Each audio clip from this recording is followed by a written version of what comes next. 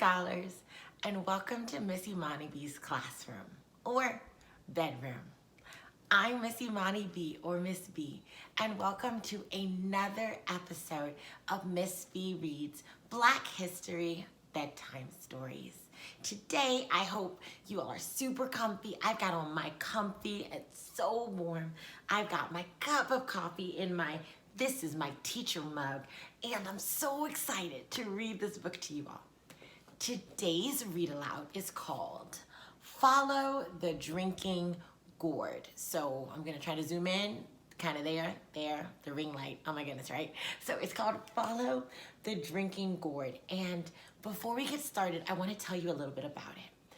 A lot of times, scholars, you might find out or you might discover that when we think about Black history, everybody immediately goes to slavery.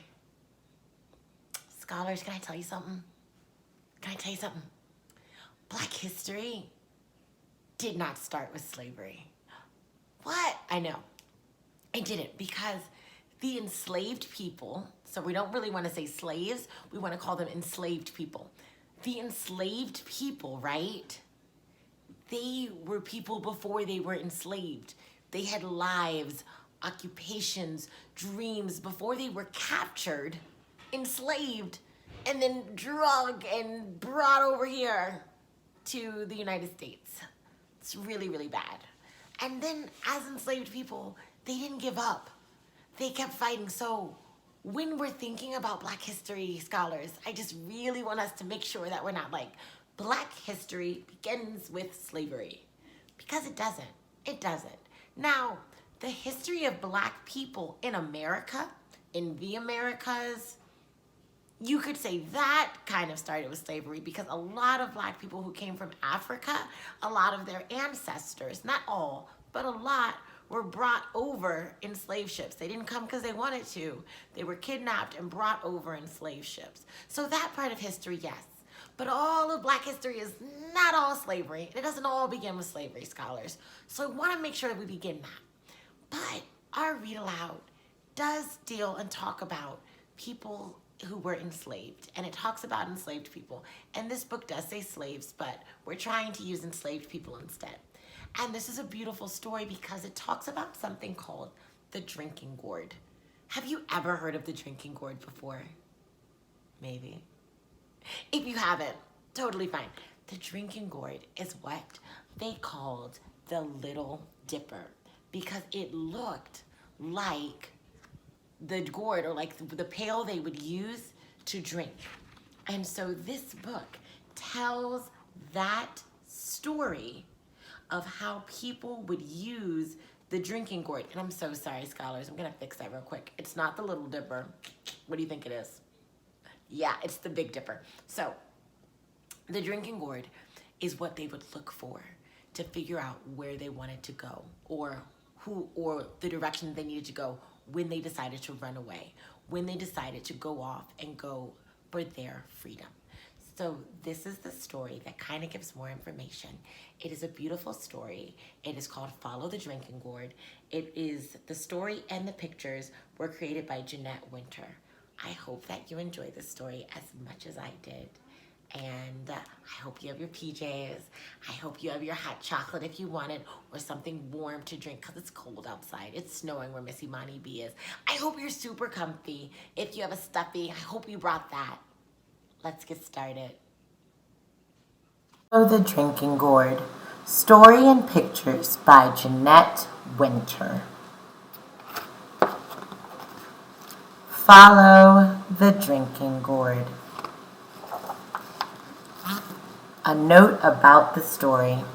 In the early days of slavery in the United States, many slaves tried to escape their cruel bondage by fleeing north, usually to Canada, to freedom. By the 1840s, a loosely organized group of free blacks, slaves, and white sympathizers formed a secret network of people and places that hid escaped slaves on their dangerous journey to freedom. A network that came to be known as the Underground Railroad. Traveling along darkened roads at night, hiding out by day, moving slowly upriver along hundreds of miles of connecting waterways, the fugitive slaves endured many hardships. Slave catchers hunted them down with dogs. Many were shot or hanged. And even after crossing into the free states, runaway slaves could still be captured and returned to their masters for a reward. The most famous conductor of the Underground Railroad was Harriet Tubman, a runaway slave herself who led hundreds of her people to freedom. Among other conductors, there was a one-legged sailor named Peg-Leg Joe. Joe hired himself out to plantation owners as a handyman. Then he made friends with the slaves and taught them what seemed a harmless folk song, "Follow the Drinking Gourd." But hidden in the lyrics of the song were directions for following the Underground Railroad. The Drinking Gourd is the Big Dipper, which points to the North Star. When the sun comes back and the first quail calls meant spring, when travel might be least hazardous. As the runaway slaves followed the stars north, they would come across marks Peg-Leg Joe had made in mud or in charcoal on dead trees. A left foot and a peg foot, and they would know they were on the right trail. The river that ends between two hills was the Tombigbee River. The second was the Tennessee River, and the Great Big River was the Ohio River, where Peg-Leg Joe would be waiting to ferry them across to the free states on the other side. From there, the fugitives were guided from one hiding place to the next, until, with luck, they made it to Canada or other safe places in the north.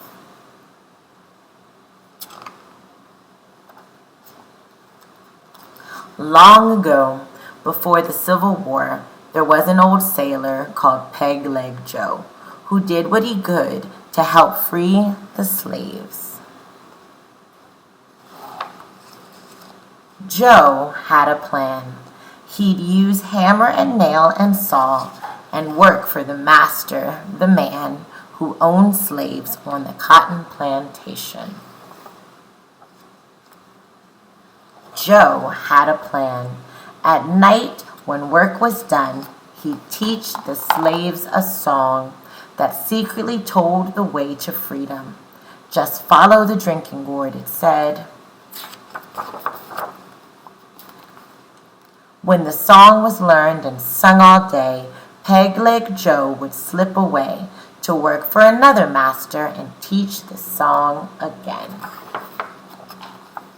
One day, a slave called Molly saw her man James sold to another master. James would be taken away, their family torn apart, just one more night together.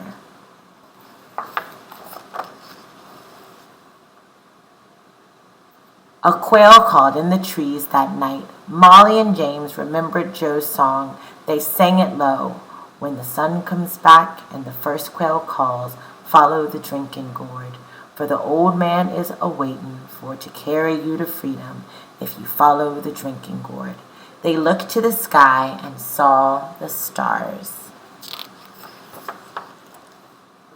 Taking their little son Isaiah, old Hattie and her grandson George, Molly and James set out for freedom that very night, following the stars of the drinking gourd. They ran all night through the fields till they crossed the stream to the woods. When daylight came, they hid in the trees, watching, listening for the master's hound set loose to find them. But the dogs lost the runaway's scent at the stream, and Molly and James and Isaiah, old Hattie, and young George were not found. They hid all day in the woods. At night they walked again, singing Joe's song and looking for the signs that marked the trail. The riverbank makes a very good road. The dead trees will show you the way. Left foot, peg foot, traveling on. Follow the drinking gourd. Walking by night, sleeping by day, for weeks they traveled on. Sometimes berries to pick and corn to snatch. Sometimes fish to catch. Sometimes empty bellies to sleep on. Sometimes no stars to guide the way. They never knew what lay ahead. There was danger from men who would send them back, and danger from hungry beasts, but sometimes a kind deed was done. One day, as they hid in a thicket, a boy from a farm found them. In a bag of feed for the hogs in the wood, he brought bacon and cornbread to share. Singing low, they traveled on. The river ends between two hills. Follow the drinking gourd. There's another river on the other side. Follow the drinking gourd.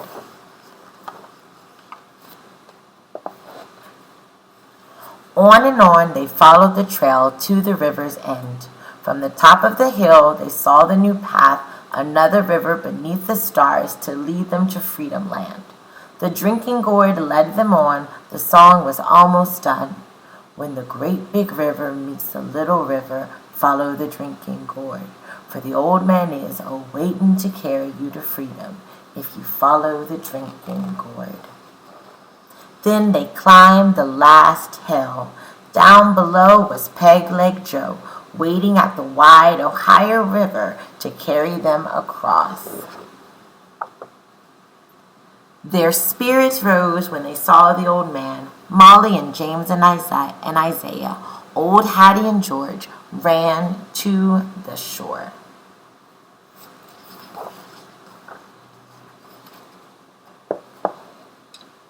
Under a starry sky, Joe rowed them across the wide Ohio River. He told them of hiding places where they would be safe. A path of houses stretched like a train on a secret track leading north to Canada. He called it the Underground Railroad. It carried riders to freedom. The first safe house stood on the hill. The lamp was lit, which meant it was safe to come. Ragged and weary, they waited, while Joe signaled low with a hoot like an owl. Then the door opened wide to welcome the freedom travelers.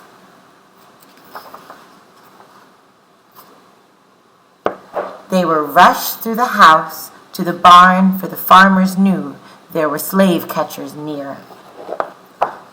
A trap door in the floor took them under the barn to hide till it was safe to move on. Then Peg-Leg Joe went back to the river to meet others who followed the drinking gourd. With danger still near, too close for ease, the farmer sent the 5 travelers on. He drew a map that showed the way north on the midnight road to the next safe house just over 2 hills.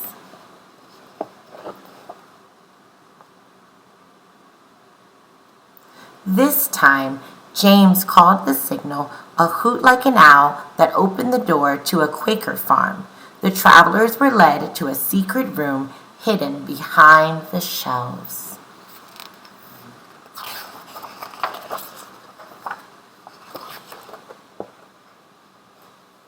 They rested here for many days and healed their wounds. Soft beds, full meals, new clothes, hot baths, washed away some fear and pain. Isaiah smiled. When they were strong, they traveled again from house to house on the underground trail, still following the drinking gourd north. Sometimes they traveled on foot, sometimes by cart. The wagon they rode near their journey's end carried fruit to market and the runaways to freedom. At last, they came to the shores of Lake Erie. Molly and James and Isaiah, old Hattie and young George, climbed aboard the steamship that would carry them across to Canada, to freedom. 5 more souls are safe, old Hattie cried. The sun shone bright when they stepped on land. They had followed the drinking gourd. The end. So scholars, what did you think about that story? Did you learn anything new? Tell me, what did you learn new? Yes, if you really enjoyed that story, I'm really happy. I was so grateful to share that moment with you, to share that story with you. Remember, if you have the means or if you can afford it or if you really like this story, make sure you go and you pick it up from your local bookstore or online if you need to. Again, it's Follow the Drinking Gourd by Jeanette Winter. I hope you have a wonderful slumber. I hope you have amazing dreams and you wake up tomorrow to change the world. Until next time, bye!